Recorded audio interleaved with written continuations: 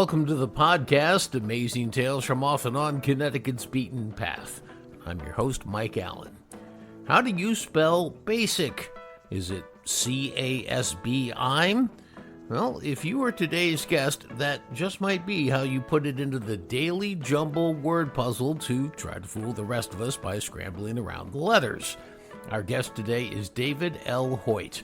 He spends most of his waking time thinking about word puzzles, clues for existing games. He has to come up with puzzle clues for several puzzles every single day, and new puzzles that he creates all the time that challenge our skills. He is the leading syndicated word puzzle producer in this country, and David is a native of Connecticut. He's going to be along in just a moment to share his background in this state, as well as give us insights into what his life in the world of word puzzles looks like. This week's trivia question: he delivered the peace treaty to General Pershing in World War I, dodging German bullets while speeding along on his motorcycle. Who was he? Stick around after the main program for the answer, because then you're going to know the topic for next week's show. Amazing Tales from Off and On Connecticut's Beaten Path is brought to you by our sponsor, Yale New Haven Health. When people need the best quality health care, there's a reason they turn to Yale New Haven Health. In 1826, Yale New Haven Hospital became Connecticut's very first hospital. They were the first hospital in the U.S. to use chemotherapy. Yale New Haven was the first to introduce insulin pumps for diabetic patients, and they introduced the world's first intensive care unit for newborns. For more information about Yale New Haven Health, visit ynhhs.org. That's ynhhs.org. Well, it turns out that we humans love puzzles. We've been doing them at least since the 1st century BC. That's when archaeologists say they found a satyr square puzzle in the unearthed ruins of Pompeii. But by the mid-1800s, a definition for the word puzzle was actually developed and published, and it went like this: a toy to test one's ingenuity. Well, it was in the 1800s that the journalist was born in England. He came here to the U.S. in 1890, and his name was Arthur Wynne. He hailed from Liverpool, England. It was about 110 years ago, in 1913, that his invention was published in the newspaper The New York World. And that invention, we call it a crossword puzzle. Newspapers have always realized that it's important to attract readers through puzzles, and in 1954, a new one hit the papers called Scramble. By 1962, the word game Scramble had been renamed to Jumble, and it became a mainstay over many decades. Now, about 10 years ago, the baton for creating Jumble was handed over to a Connecticut native, David L. Hoyt. He's our guest today, and he's going to tell us about his history with puzzles and how he got involved in the business. And let me tell you, it's a crazy story. Today, he not only does Jumble, the word game that's syndicated in more U.S. newspapers than any other in the country, but he also does two for USA Today on a daily basis: Word Roundup and Up and Down Words. Over the past 10 years, David's created at least 4,000 daily Jumble puzzles alone. Now, you might think to be at the zenith of this business, as David is, you had had to study puzzles from the day you were born. Well, in fact, as a kid in Connecticut, David really wanted to build a perpetual motion machine. That's right, he wanted to be an inventor. And he also had a stint as an options trader in Chicago before he started down his current path, which is incredible by any definition. David, I want to start off by asking about the pressure that comes with doing a daily puzzle like this. Now, you're talking to somebody who's addicted to your Jumble word game, for starters, right? So every day I expect to get up and find a challenging puzzle every day. I assume at some point in your mind that, it's something you probably think about. Yeah, making these every day is quite the challenge. And, I just don't want to repeat stuff. My favorite part of being the Jumble author is coming up with new puzzles. In fact, I was up at about 4 a.m. this morning and I came up with something that, I couldn't believe I hadn't thought of it before. It makes me so happy. I feel like I hit a grand slam this morning coming up with an idea that I probably should have thought of over the last 20 years. And it's very fun for me to think about the solver, to think about coming up with something that is as wonderful for them to play, as wonderful for me to make. Well, it's interesting to hear you say that because I often wonder where all these great ideas come every time I see a new game, and that's it. I mean, you wake up one morning and a light bulb goes off, which is just incredible. Let's talk about when you were a kid. So you were born in Waterbury. Tell us a little bit about that and what childhood was like with you and puzzles. Well, I was born in Waterbury, right there in Waterbury Hospital, right up the hill on Route 8, so you could see it very easily where I was born, and my dad was born there. And, when I was an infant, we lived in Waterville, and then we moved to Watertown. My first memory as a child is from Watertown. And then my parents had a chance to move closer to my dad's job, and they really wanted to go to a place with a good education system. And, even though they didn't have a lot of money, we moved to Cheshire, Connecticut. And Cheshire had a great school system, and there was a little teeny apartment complex down the street from the Chapman School. And I was able to, walk to school in 1 minute. And it got my education off to an incredible start. Like, I loved going to school. I loved my teachers. I loved my fellow students. And it just made me want to learn. And then we ended up moving from the apartment when I was in the 4th grade to Southington, which also had a very good education system. Like, I was excited to go to school and just couldn't wait to learn. And I'm very thankful, that my parents, chose, a place to live, and had checked out the education system of schools in the area. But I feel very, very kind of proud, to be educated in Connecticut. When I was a kid, my dad used to bring home the newspaper every night, and Jumble was in it. Now, this is before you did it, but this is back when I was a kid. And it was something that was part of me from an early age. I'm just wondering, did you used to do a crossword puzzle as a kid, or what was your favorite puzzle? I did not do puzzles as a kid because I wanted to be an inventor. So I had decided in 2nd grade that I wanted to be an inventor. I love science. I truly wanted to be an inventor. And now when you think about it, trying to invent a perpetual motion machine is a puzzle, right? You're trying to figure out, how to take, this physical property and this and all that. And so I wasn't that I was into puzzles that were in the newspaper, although I do remember my grandfather playing the Jumble. I was aware of the Jumble.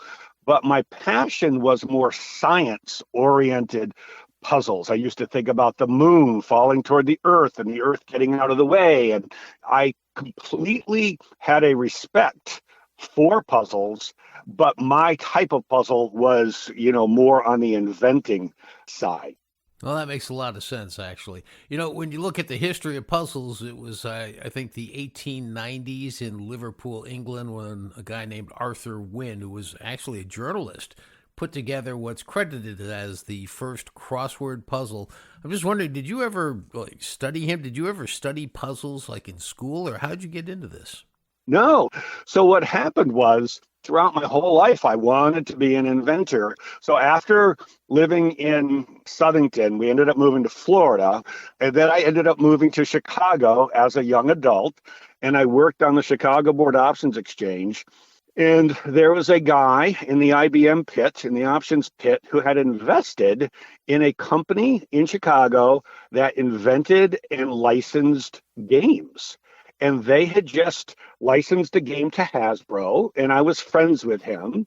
I was asking questions. I'm like, what? You can invent games and make money? Are you kidding me? I literally gave up within weeks. I gave up my job. I gave up everything I was doing and declared I want to be an inventor. Now, I have always had a strong appreciation for words. I just feel that words can start wars, they can stop wars. The power of putting words together, in a certain way just has an incredible power. I said, I'm going to be an inventor. So, my love of words got me wanting to invent a word game. And my first word game was something called Crossword the Game. It was at that point that I studied all about crosswords, as much as I could take. I solved crosswords, I played crosswords, to make this game, which I actually was able to license very quickly to Parker Brothers. So all of a sudden I felt like I was a word game inventor. I mean, it was just amazing how it all transpired. But what happened is Hasbro had bought Milton Bradley. And then the people at Milton Bradley put the kibosh on my Crossword the Game because they thought it was going to compete against Scrabble. And that was Parker Brothers' reason for actually taking the game to have something to compete against Scrabble. So I learned a very valuable lesson right off the get-go. And that is that, even though, the games get licensed and they start to go into production, doesn't mean that they're going to come out. It's a lot like a TV show. But what it did was it entrenched me in the word games. I fell in love with word games and word puzzles like I couldn't believe. Then I had an idea for a board game based on Jumble. I walked down to the Tribune Tower. I lived only about a 15-minute walk from there in Chicago. And I walked in the door and asked to meet with the head of licensing. And then I just kind of never left. I was been working with them ever since. And then when Mike Argerian retired from the Jumble, I was the logical choice to take it over because I had already done Jumble Crosswords, TV Jumble, Jumble Brainbusters, and I was their go-to guy for all this stuff. So it was not playing as a child that got all this going. It was actually giving up everything I was doing as an adult that got all this going. Now, I'm going to ask you a question because I'm just curious about this. I am a reader also of the funny pages, have been for years since I was a kid, and every so often you see them have guest cartoonists come in, and you do this too with Jumble. I guess you're either maybe taking a week's vacation or something where you let somebody else come in and do your Jumble for you. Is that sort of a honorable routine or tradition in the cartoonist area? Well, I don't know about for other cartoons, but the reason this came about is Jeff Kanarick, who's the cartoonist for Jumble, who I think is one of the best cartoonists in the world and just getting better with every cartoon. He arranged this. So I would prefer not to have this because I love making the Jumbles. I never go on vacation. If I'm on vacation, I'm still looking for Jumble ideas. But, I do like that week where somebody else is drawing the cartoons and coming up with the answers. But quite often, Jeff and I are helping them with ideas and things like that. But Jeff is very entrenched in the cartoonist world, and he goes to all the cartoonist meetings and things like this. So those are his friends that he's made, and some of them are, very well known. And we do it every November, and Jeff organizes it every year, and it's kind of fun for everybody. We love it, and we think it'll just continue forever. A couple of quick process questions I just have to ask. How far in advance do you do a Jumble? I mean, are you waiting up, one night and saying, gee, I got to get next week's done, or are you done a month or two in advance?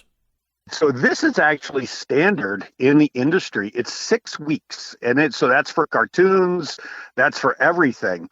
And the reason why is if one of us were to get injured, ill, we had to spend some time in the hospital, they need some leeway. David, you're a human just like all of us. You must occasionally suffer from writer's block. I do, but not very much. I just don't. I go into this weird trance. And, a lot of the ideas I get for Jumbles, it's not just me sitting around. It's me at a restaurant overhearing something. It's me seeing a sign.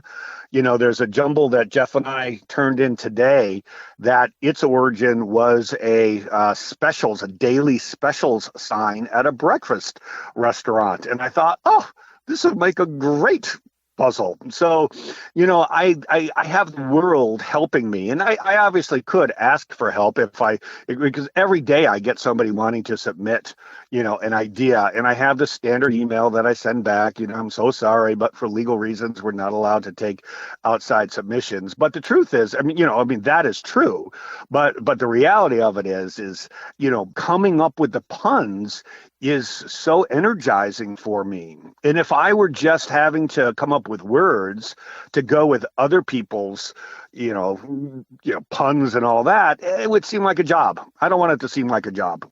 No, and it's really very brilliant, very clever, and I'm not just blowing smoke at you. It's really remarkable how you and Jeff work together to pull this off, because it just comes together every single puzzle. And I'm always admiring that, and the fact that, how do you do this day in, day out? But, as much as you're a puzzle guy and you've done your puzzles, what's really driving you from what you yourself say or told me before we started recording was that your true love is childhood education. I want you to talk a little bit about that. Yeah, so now this goes back to Connecticut. Like I said, I went to a very good school in Cheshire and then an equally good school in Southington. And then I got a chance to be part of the Talcott Mountain Science Center and Academy. There was a program that they were doing for certain students who were doing well, and 10 of us would go up to the Talcott Mountain Science Center, and we would make holograms. We would look through telescopes, and it energized me. So this was in 8th grade. And I don't know if any of your listeners are aware of what, the Talcott Mountain Science Center and Academy is, but it is amazing. It's spectacular, and it was a life-changing thing for me. The teachers there, I only went there, I think, maybe 3 different times, but, its effect on me was just incredible. So, like I said, we built things that I couldn't even believe we were building, with magnets and with lasers. I remember building a hologram with lasers, and I think about it all the time. I could tell you exactly what the weather was outside, what I was wearing. It was just that big of a thing. So obviously education means a lot to you, and in fact now you've started something called the David L. Hoyt Foundation with your wife, and you've invented these 2 really cool collaborative puzzle games that kids play in teams, and they're gigantic. They cover the floor, and the kids have to move these pieces around. It's really very cool. I've seen a video on it. And what you're doing with this foundation now is to try and bring these games that teach kids about words and teach kids how to work together collaboratively. You want to bring this to as many children as you can around the world. We were able to play them in Chicago with teachers and librarians, and it's so fun for me to work with kids. And the games are still played, like at this school at Sleepy Hollow, New York, where that I work with every week. And we thought that because these games were so amazing and so wonderful, that we would be able to get people to help us get them into schools and libraries. But it really is proving to be very, very difficult. And so now what I've decided to do is I'm going to try to make as much money as I can. Not because I want to buy cars and houses and things like that, but it's because I want to buy these games. There's a few of them, but the 2 main ones are Giant Word Winder and Giant Math Winder. And I would like to see these games in every school and library in the world. We have some in India. We have some in Brazil. I went to Tanzania to work with 800 students at one school playing these games. And I've just realized that I'm going to have to be the funding for this. It's too hard to explain how good these games are and to get people all on the same page. So I've been working really hard with my amazing partner in Germany, to develop new apps. And the goal is to make enough money so that I can really work more with kids and the giant games and teach these kids the power of words and knowledge and all that. So that's the long-term plan.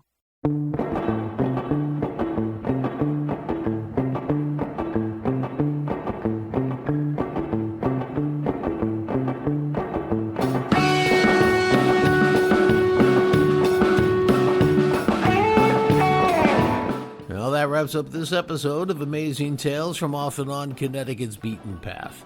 You know, one thing David says he misses about Connecticut is its numerous rock walls, something he didn't have when he lived in Florida and then in Chicago.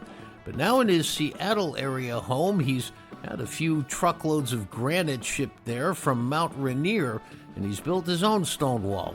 He equates it to building a real-life puzzle, only one made out of rocks instead of words. I want to thank our guest for today's program. He is David L. Hoyt, this country's leading syndicator of daily word puzzles. The answer to this week's trivia question, the question was, he delivered the peace treaty to General Pershing in World War I, dodging German bullets while speeding along on his motorcycle. Who was he? The answer is Carlton Stevens. Carlton called Ridgefield, Waterbury, and Thomaston his home at different times in his life. Next week on Amazing Tales CT, you're going to hear the story of this incredible man. He may not be exactly a household name, but his exploits, heroics, and accomplishments, I'm certain you're going to come to appreciate. Amazing Tales from Off and On Connecticut's Beaten Path is a production of True North Associates, LLC. This is Mike Allen. Be safe, and please stay healthy.